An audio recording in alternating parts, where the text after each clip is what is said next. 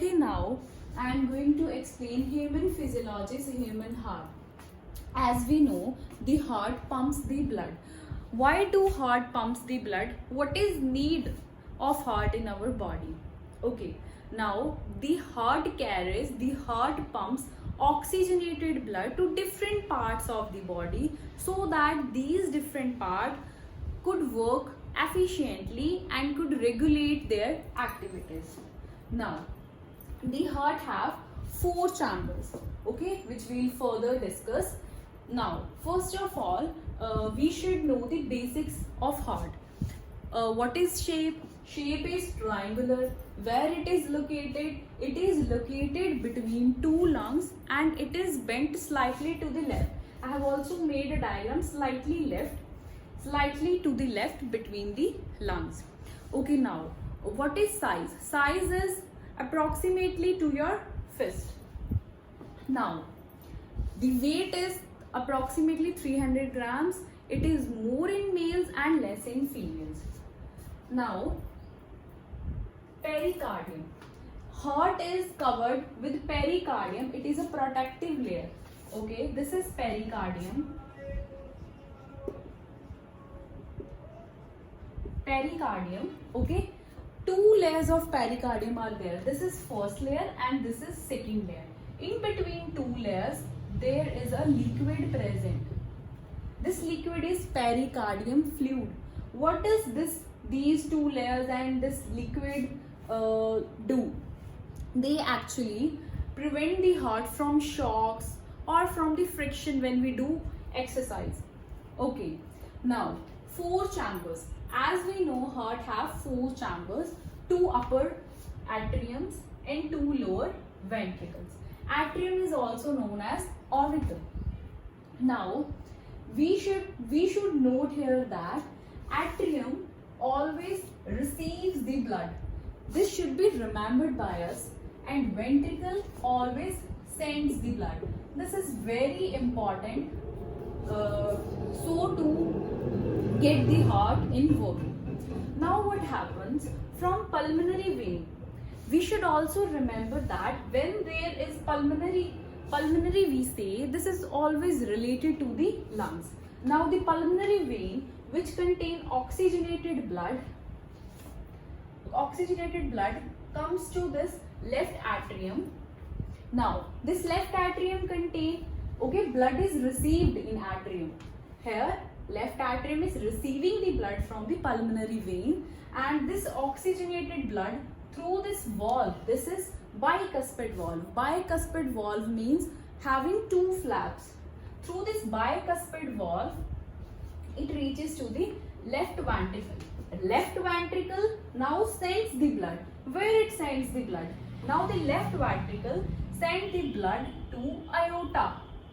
Okay, this is main artery and it is further branched to minute arteries which carry the oxygenated blood to different body parts so that they can function regularly or can perform their activities on regular basis, as I have told you earlier.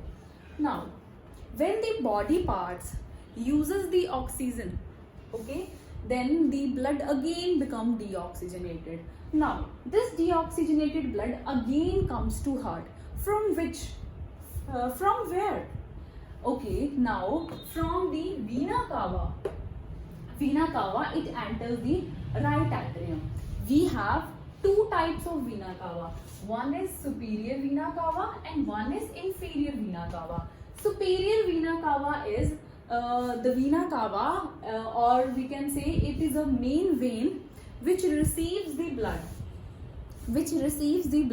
from deoxygenated blood from the upper body parts, from our head, from our upper limbs. On inferior, it carries the blood to the right atrium from the lower body parts, from the lower limbs. Okay, here you can also write upper body parts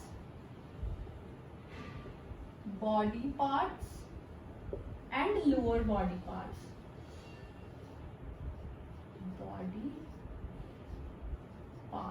Okay, now the right atrium contain the deoxygenated blood.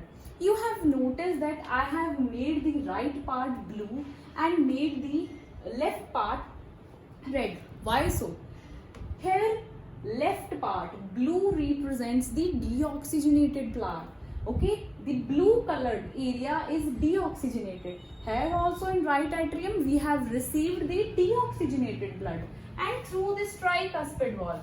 Here was bicuspid, here was tricuspid. Through this tricuspid valve, three flaps valved the deoxygenated blood entered to this right ventricle. Now the blood is deoxygenated. Now this deoxygenated blood is carried out to the lungs through this pulmonary artery. Okay, this pulmonary artery is further connected to lungs. Okay, these are lungs. Okay, it is connected to lungs, and here the blood is deoxygenated, that is oxygen is not there.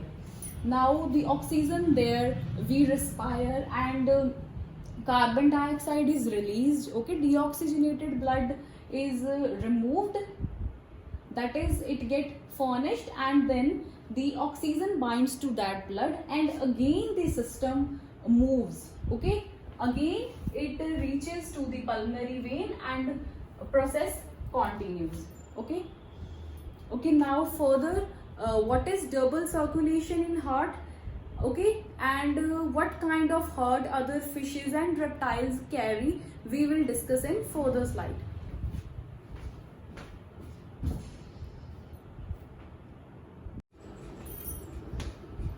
So now in this slide we will discuss double circulation in human heart.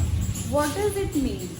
That is, the blood passes 2 times from the heart and 1 time from the body. Now, double circulation could be understood by pulmonary circulation and systemic circulation. Come to this side, in this diagram, blood circulation diagram, we can, it is easy to explain these 2 types of circulation. Now, as we know from pulmonary vein, the oxygenated blood, again red portion is oxygenated and right portion is deoxygenated. Now from pulmonary vein, the oxygenated blood enters the left atrium and circulates through the body parts, get deoxygenated here. This is the cycle of movement of blood. Here it is oxygenated, here it is deoxygenated and moves to the right auricle here. Okay, this cycle is known as, this cycle could be marked as 1, and it is known as systemic circulation. Okay, in systemic circulation body parts are involved.